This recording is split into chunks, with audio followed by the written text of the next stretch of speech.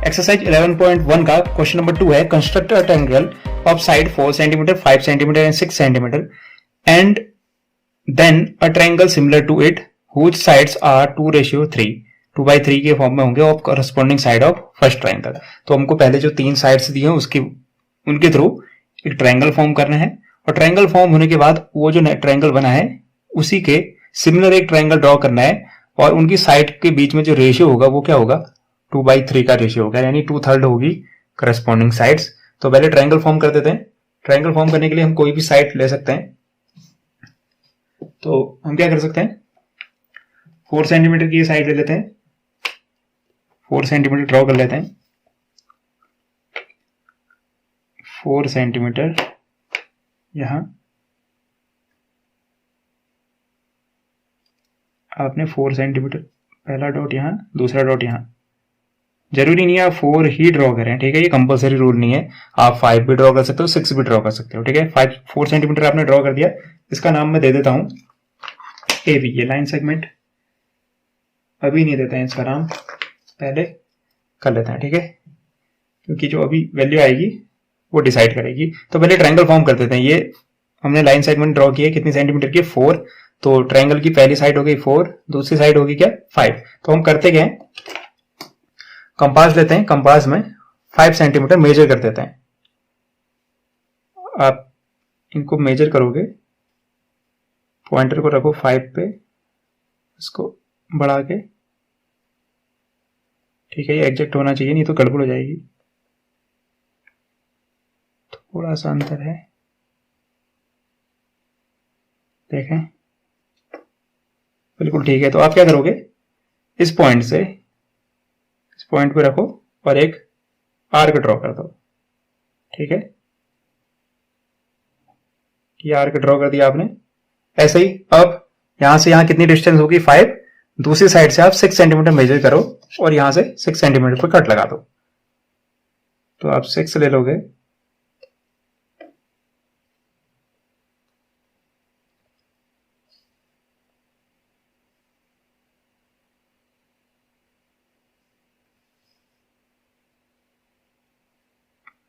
थोड़ा डिटेल वाला काम है इसलिए थोड़ा सा देर हो रही है। आप इसको ना 2x स्पीड पे देख सकते हैं, 1.5 है 2x स्पीड पे। तो आपने 6 सेंटीमीटर मेजर किया और कट लगा दिया। जहां पे कट आएगा उस पॉइंट को क्या कर दो, आप मिला दो, एक इस एंड से और एक बार इस एंड से, ठीक है, दोनों एंड को मिला दोगे आप तो ट्रायंगल फॉर्म हो जाएगा। तो ये आपने मिलाया, इसको थोड़ा आगे भी बढ़ा सकता है, ठीक है, और इस एंड को यहां, तो आपका एक ट्रायंगल फॉर्म हो गया। अब इस ट्रायंगल के सिमिलर ट्रायंगल आपको ड्रॉ करना है। ये ट्रायंगल आपको फॉर्म हो गया, अब इस ट्रायंगल के सिमिलर ट्रायंगल आपको फॉर्म करना है। तो अब आप क्या करोगे, इस एंड पे, जिसको हमने एंड ए कहा है, यहां पे एक एक्यूट एंगल ड्रॉ करोगे, ठीक है। तो हम नीचे को एक एक्यूट एंगल की लाइन ड्रॉ कर देते हैं। ये हमने एक एक्यूट एंगल की लाइन ड्रॉ कर दी। अब हम इस पे कितने कट लगाएंगे ये डिसाइड होगा, जो रेशियो गिवन है। रेशियो कितना गिवन है, 2/3। तो जो भी वैल्यू बड़ी होती है, डिनोमिनेटर बड़ी है, इसका मतलब डिनोमिनेटर में कितनी है, 3 है, तो हम कितने कट लगाएंगे, 3 कट लगाएंगे, ठीक है। अब आप एक आर्क लेते हो, आपकी मर्जी होती है वो आर्क कितनी भी बड़ी लेंथ की हो सकती है, जितना लेना चाहो आप उतना ले सकते हो, ठीक है। तो आप कहां पे रखोगे, ए पॉइंट पे पॉइंटर को रखोगे और पहला कट लगाओगे। कितने कट लगाने वाले हो आप, 3, ठीक है, फर्स्ट कट। अब इस फर्स्ट कट पे पॉइंटर को रखोगे,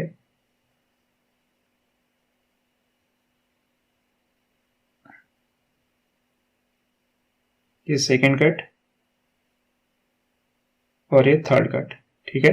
तो इसका नाम हो जाएगा A1, A2 एंड A3। तो आपने देखा हमने यहां पे कितने कट लगाए, 1 2 3। नॉर्मली जो हम कट लगाते हैं वो कितने लगाते हैं, जो फ्रैक्शन दिया होता है उन दोनों को ऐड करके, यानी 2 + 3 कितना कट लगाते हैं, 5। तो वो जो क्वेश्चन है ना जिसमें हम इन दोनों को ऐड करते हैं, वो क्वेश्चन है जिसमें लाइन सेगमेंट को एक सर्टेन रेशियो में डिवाइड करना, वो क्वेश्चन अलग है। जब भी आप ट्रायंगल के क्वेश्चन करोगे तो उसमें इस तरह से इन दोनों को ऐड कभी नहीं करोगे। आप कितने कट लगाओगे, जो मैक्सिमम वैल्यू होगी, या तो डिनोमिनेटर बड़ा होगा, न्यूमरेटर बड़ा होगा, ठीक है, जो भी वैल्यू मैक्सिमम होगी उतने कट लगेंगे। तो जो अगर आपके दिमाग में आए ना, इनको दोनों को ऐड करके 5 कट लगा देते हैं, तो ये गलत है अगर आप ट्रायंगल वाला क्वेश्चन फॉर्म कर रहे हैं तब। ठीक है, वो क्वेश्चन वो ऐड करने वाली कंडीशन सिर्फ लाइन सेगमेंट के लिए है। तो लाइन सेगमेंट अगर आपको बनाना होगा तो आप दोनों को ऐड करेंगे। यहाँ पे लाइन सेगमेंट को डिवाइड नहीं करना है। ठीक है, यहाँ हम ट्रायंगल फॉर्म कर रहे हैं, सिमिलर ट्रायंगल, तो हम क्या करेंगे, जो वैल्यू ग्रेटर होती है उतने कट लगा देंगे। तो 3 वैल्यू ग्रेटर थी तो 1 2 3 कट लगा दिए। अब ये जो ट्रायंगल होगा ये छोटा फॉर्म होगा या बड़ा फॉर्म होगा? ट्रायंगल सिमिलर है तो या तो उससे बड़ा होगा। सिमिलर ट्रायंगल का कॉन्सेप्ट आपने सिमिलर ट्रायंगल वाला चैप्टर पढ़ा है। तो ट्रायंगल क्या होता है, सिमिलर ट्रायंगल, उसका शेप वही रहता है, बस या तो वो बड़ा होगा आकार में, छोटा होगा। अब ये पता कैसे चलेगा कि बड़ा होगा या छोटा होगा? ये डिसाइड होता है फ्रैक्शन की वैल्यू से। ठीक है, क्लियरली आप देख सकते हो 2/3 जो वैल्यू है वो क्या होगी, less than 1। Value less than 1 है, क्लियरली वो लेस देन 1 है। 3 बड़ा है, डिनोमिनेटर बड़ा है। या फिर आप ऐसे याद कर सकते हो, अगर आपको समझ में नहीं आती बात तो आप याद कर सकते हो, अगर डिनोमिनेटर बड़ा है, या फिर न्यूमरेटर के ऊपर आ जाओ। ठीक है, न्यूमरेटर छोटा है तो ट्रायंगल छोटा फॉर्म होगा। छोटा फॉर्म होगा, ये ऑलरेडी ट्रायंगल बन चुका है। जो सिमिलर ट्रायंगल बनने वाला है वो इससे छोटा कब होगा, जब ट्रायंगल इसके अंदर बन रहा होगा। ठीक है, तो अगर ट्रायंगल न्यूमरेटर छोटा है तो ट्रायंगल भी छोटा होगा। छोटा होगा तो वो जो ट्रायंगल हमने फॉर्म किया उसके अंदर बनेगा।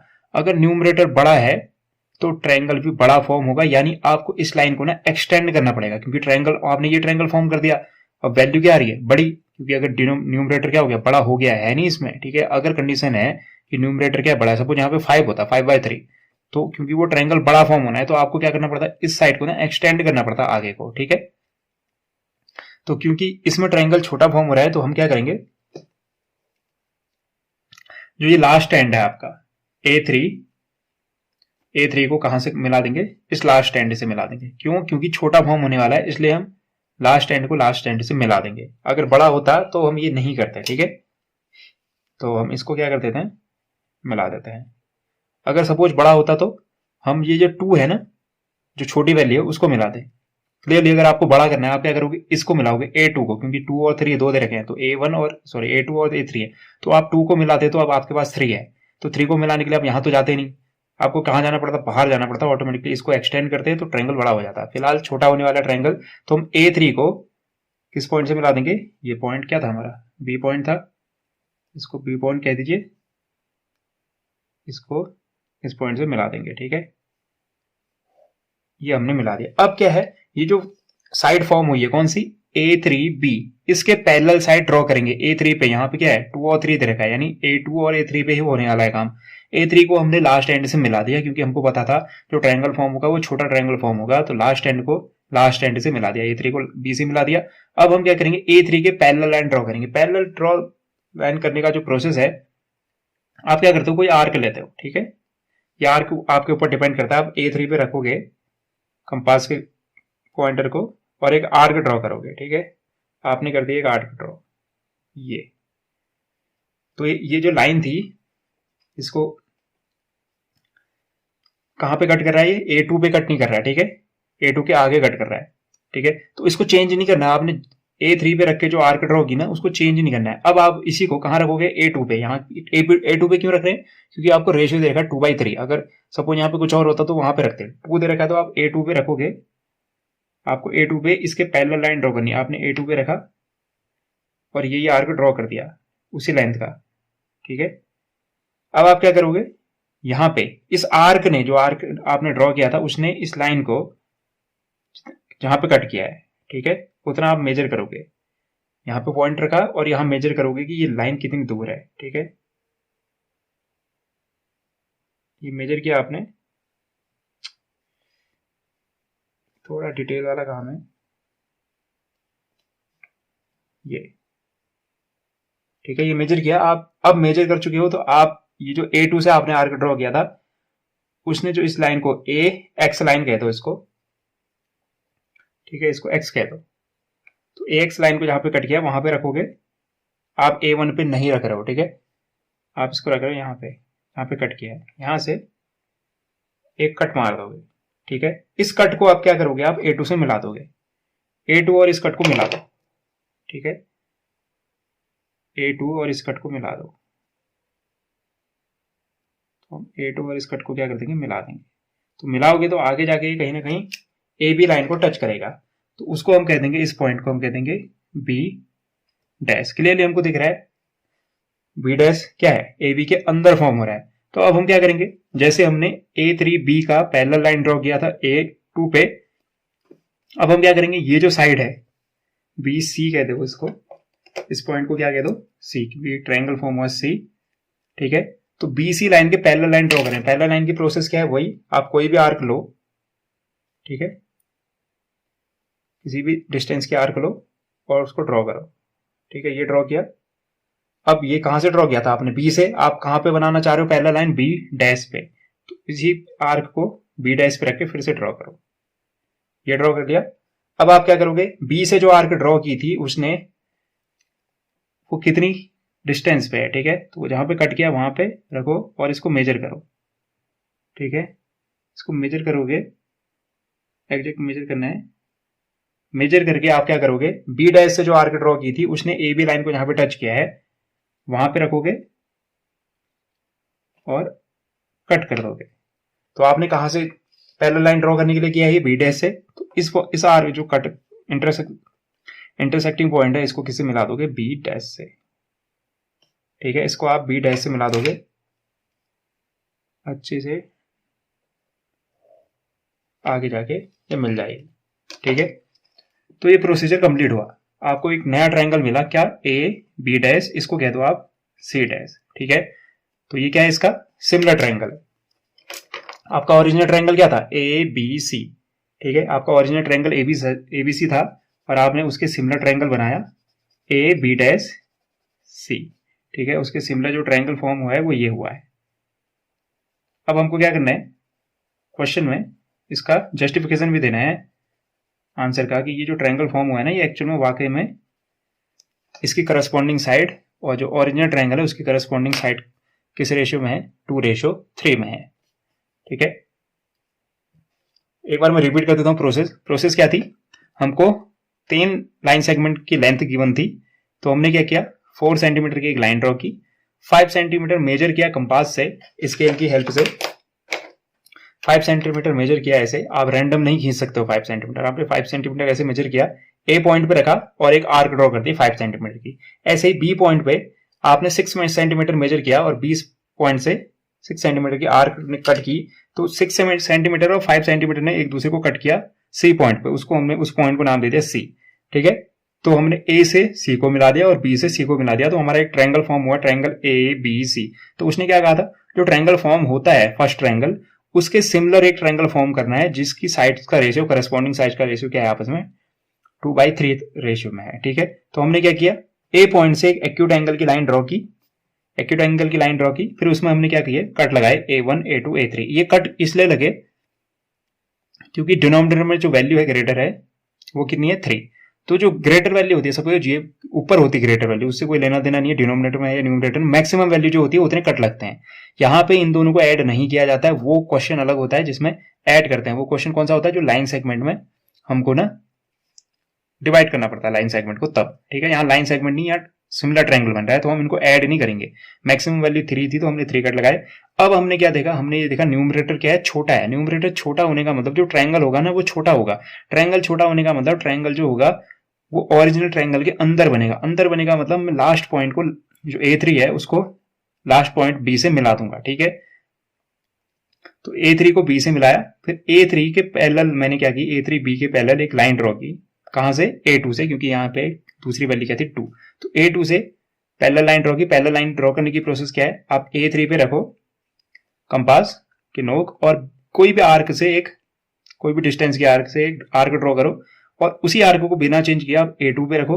A2 से फिर से आर्क अगेन ड्रॉ करो और यहां से जो पहली आर्क ड्रॉ की थी उसने जहां पे AX वाली लाइन को कट किया था उसको मेजर करो कि ये कितना चौड़ा है, नापो इसको और इसको नाप के फिर जो दूसरी आर्क है उस पे उतनी नाप का कट लगा दो, उतनी मेजर का। तो A2 से उस कट को मिला दोगे, वो कट जहां पे टच करेगा AB लाइन को उसको हमने कह दिया B डैश, ठीक है। और BC भी क्या एक लाइन है, तो BC के पैरेलल हम क्या करेंगे, लाइन ड्रॉ करेंगे, कहां से, B डैश C डैश, ठीक है।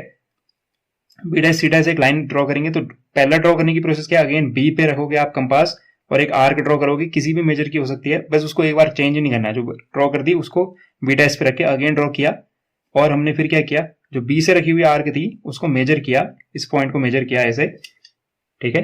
ऐसे मेजर किया और उसी मेजर को यहाँ पे कट कर दिया और बी डैश से इस कट को मिलाया तो आगे जाके कहाँ पे टच हुआ, इस पॉइंट पे, जिसको हमने नाम दे दिया सी डैश। तो ये जो नया ट्रायंगल फॉर्म होना A B dash C dash, ये क्या था, एक सिमिलर ट्रायंगल था। ठीक है, जस्टिफिकेशन कर लेते हैं इसका, क्योंकि जस्टिफिकेशन भी करना है।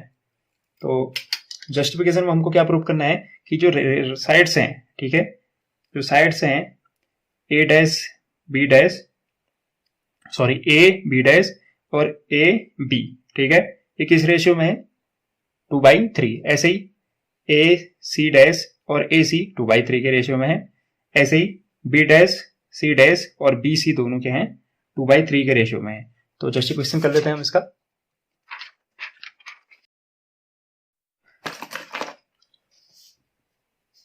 जस्टिफिकेशन,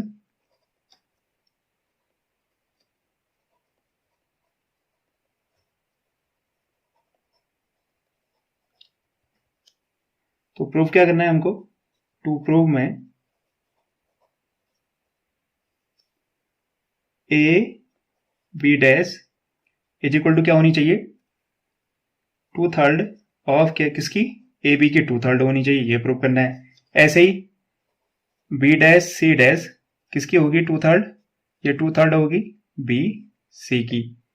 ऐसे ही थर्ड साइड थी हमारी ए C dash, A C dash किसकी इक्वल होनी चाहिए, 2/3 ऑफ ए सी की। ये हमको क्या करना है, प्रूव करना है।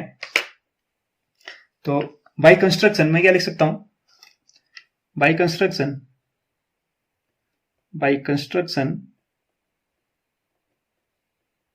क्या मैं ऐसा लिख सकता हूं, B dash C dash is parallel to B सी।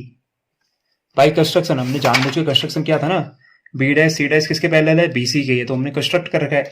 अगर ये दोनों क्या है, आपस में पैरेलल हैं, तो ये एंगल देखो कौन से angle, A B dash C dash, ये जो एंगल है ये A B dash C dash और ए बी सी, दोनों कौन से एंगल है, ये करस्पॉन्डिंग एंगल है। ठीक है, दो पैरेलल लाइन को एक थर्ड लाइन जब कट करती है तो ये जो एंगल बन रहे हैं इनको कहते हैं करस्पॉन्डिंग एंगल। और पैरेलल लाइन के केस में करस्पॉन्डिंग एंगल की वैल्यू होती है equal to a angle A B dash C dash equal to होगा ए बी सी के। ठीक है, तो मैं यहां पे लिख सकता हूं फिर angle A B dash C dash किसके इक्वल होगा, एंगल ए बी सी के। क्यों, क्योंकि ये क्या है, करस्पॉन्डिंग एंगल है, और करस्पॉन्डिंग एंगल इक्वल के केस में क्या होता है, इक्वल होते हैं, करस्पॉन्डिंग एंगल। ऐसे ही हम क्या कर सकते हैं, ट्रायंगल्स को सिमिलर कर सकते हैं, ट्रायंगल को सिमिलर कर सकते हैं। इन ट्रायंगल्स को सिमिलर करेंगे तो इनकी जो साइड्स का रेशियो होगा वो क्या होगा, आपस में इक्वल होगा। इन दोनों ट्रायंगल को सिमिलर करने के लिए हमको इनमें कुछ पार्ट क्या करने पड़ेंगे, इक्वल प्रूव करने पड़ेंगे। तो इन ट्रायंगल एक ट्रायंगल क्या था, A B dash C dash, दूसरा ट्रायंगल क्या था, ए बी सी। ठीक है, अब एक एंगल तो हम ऑलरेडी इक्वल कर चुके हैं, A B dash C dash, वो इसका हिस्सा होगा, angle A B dash C dash is equal to angle A B C. ठीक है, हम ऊपर लिख चुके हैं इसको, तो आप यहां पे लिख दोगे करस्पॉन्डिंग एंगल है, इस वजह से ये क्या होंगे, आपस में इक्वल होंगे, अभी जैसे मैंने ऊपर एक्सप्लेन किया। दूसरी चीज, दूसरा एंगल देखो सिमिलर तरीके से। ठीक है, B dash A C dash, ये वाला एंगल, एंगल ए दोनों के लिए कॉमन है कि नहीं, triangle A B dash C dash, triangle A B C, दोनों के लिए एंगल ए क्या है, कॉमन है। तो आप कहो B dash A C dash equal होगा एंगल बी ए सी के लिए, क्योंकि दोनों में क्या आ रहा है, एंगल ए आ रहा है। तो आप इसको लिख सकते हो angle B dash A C dash is equal to angle B A C. क्यों, क्योंकि ये क्या है, कॉमन एंगल है, ये कॉमन एंगल है, इस वजह से इक्वल होगा। अब आपको क्या हुआ, आपको दो ट्रायंगल में ना दो एंगल सिमिलर इक्वल मिल गए हैं। तो अगर दो ट्रायंगल में दो एंगल सिमिलर मिल गए हैं, तो इक्वल मिल गए हैं, तो वो दोनों ट्रायंगल क्या होंगे, आपस में सिमिलर होंगे। तो मैं लिख सकता हूँ triangle A B dash C dash is similar to triangle A B C. अभी मैंने लिखा किससे, बाई ए सिमिलैरिटी से। आपने पिछले चैप्टर पढ़े होंगे, तो ए सिमिलरिटी से दोनों ट्रायंगल अब सिमिलर हो गए। अगर ट्रायंगल सिमिलर हो गए हैं तो इनकी करस्पॉन्डिंग साइड का रेशियो क्या होता है, आपस में इक्वल होता है। तो यहां से आप कोई भी साइड ले लो, A B dash, A B dash, तो यहां से A B dash upon A B is equal होगा B dash C dash upon B C is equal to A C dash upon A C. ये क्या होंगे, आपस में इक्वल होंगे। इसको कह देता हूं मैं इक्वेशन 1। ठीक है, ऐसे ही इन ट्रायंगल, कौन सा ट्रायंगल, नीचे, ये जो नीचे ट्रायंगल फॉर्म हो रहे हैं, क्योंकि एक्चुअल में जो डिवीजन प्रोसेस की थी हमने सेकंड ट्रायंगल में की थी, जो नीचे बन रहे हैं, तो कौन सा ट्रायंगल, A2 B डैश और A3 B। इन ट्रायंगल को क्या कर रहे हैं हम, सिमिलर कर रहे हैं, सेम जैसे ऊपर तरीके से किया था, A2 B3। ठीक है, यहां पे हमको ना एक साइड ऑलरेडी गिवन है, ये जो A2 और A3 है वो क्या है, 2:3 में है, क्योंकि हमने इनका डिवीजन खुद किया ना, बाई कंस्ट्रक्शन इनका डिवीजन है। अगर ये क्या होगा, ये ट्रायंगल अगर आपस में सिमिलर हो गए तो इनकी साइड का रेशियो आपस में इक्वल होगा। तो इसका रेशियो कितना आया, 2/3, तो वही रेशियो किसका होगा, इसका होगा, और इसी का रेशियो किसके इक्वल है, इसके।